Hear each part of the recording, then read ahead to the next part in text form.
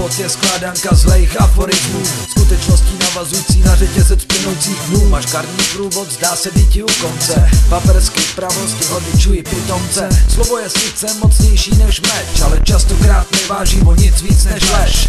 Průsvitní pravdy učenců na zem spadlých pak často končí jako kondolence pro lež padlých. Zrcadlících se očích, co tu zbyli pro pláč, zahlídneš faleš, když se dobře díváš. Nejedny uši libujou si pomluvat, nejedny ústa napomůžou v oblibách. Pro jednoho šumář a pro druhýho bách, pacha to vše zadáčou v nevídaných obdobách. Jeden má to a ten zas tohle, a dohromady mu to všichni záviděj. Stojí si tak hrdě za svým prahem, že vlastní bordel radši neviděj. Místo chleba si mažou kameny a pak je po sobě hažou jakoby bez viny.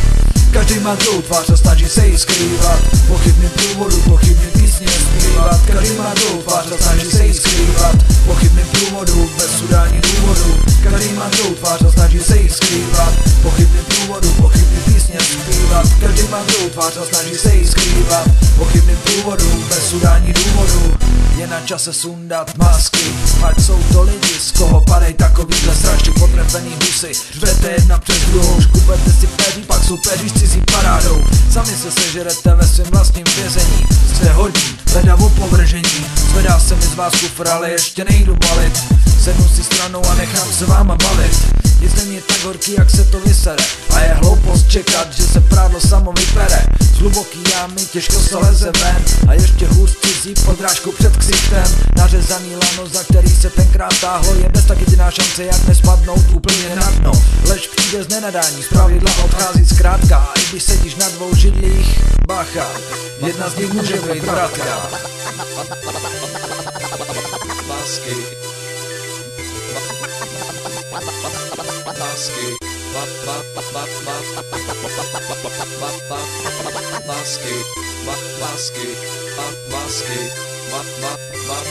Masky, každý má druhou tvář a snaží se jí skrývat, pochybný průvodu, pochybný písně zpívat. Každý má druhou tvář a snaží se jí skrývat, pochybný průvodu, bez udání důvodu. Každý má druhou tvář a snaží se jí skrývat, pochybný průvodu, pochybný písně zpívat. Každý má druhou tvář a snaží se jí skrývat, pochybný průvodu, bez udání důvodu.